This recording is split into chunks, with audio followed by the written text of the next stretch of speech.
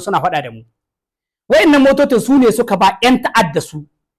suka zo suka haƙa ga daji suka sa musu iska. Saboda menene wannan makasuda abin? Saboda yadda jirgi durin zai biwa yana yawo ya kai motocin ya saka musu bam. Paske kun san kamar yadda ake gai kowa ya sa ana faɗin bomkin nan yana da matukar tsada.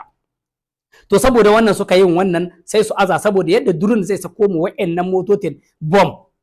Kaga idan ya sako in ka isko mai motoci irin haka nan garar da yawa bomkin za a saka musu babba za a saka musu wanda ya masu ba hucada. Kenan kaga nan an samu wata hasara.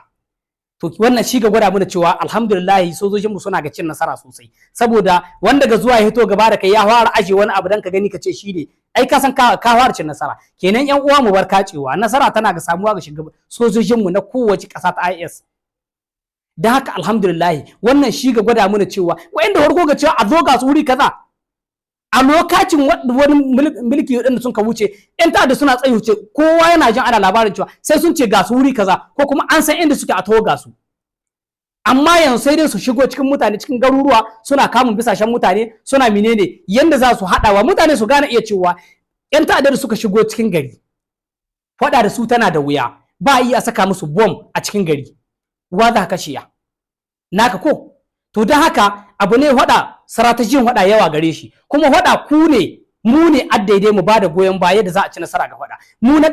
kauye kauyen mu duk kauyen da muke sai mun bada goyon bayan wallahi sojojin mu za su ci nasara ga hada amma bai kamata mu ce muna ganin yan ta'adda mu ga kiraya mu hada mu yan ta'adda cewa kakku hito ga sojojin mu na sun zaka wannan mu ga cutar kanun mu sai mu ta kiran gwamnati ta ki taimaka mu alhali mu na annan muna cutar kanmu ko ba gwamnati ba kowa ne ko kai an ka ce ma ka tai wuri kaza amma ka hanka tai kai hankali za a faɗa ma kana nan tahi wallahi sai ka ji zuwa wurin nan saboda kai na attahe wanda an ka faɗa ma shi ya san ta hanyar da zai tarbanka. Kenan dan uwa kar mu cuci junan mu yi kokari mu ba sojojin mu goyon baya idan nasara muke so a ci ga wannan faɗan ba ta hoyi sai da mu sai da goyon bayan mu za a ci nasara. Dan haka yan uwa duk abin da za mu yi kokari mu ba sojojin mu goyon baya kada mu yi aikin banza. Kun ga wannan shine ga gwada mana raggancin su ne tunda aka fara ba su motoci na roba inda aka sama iska aje ga daji mota ta iska babu komai cikin ta ai yana gwada mana sun fara ragganta.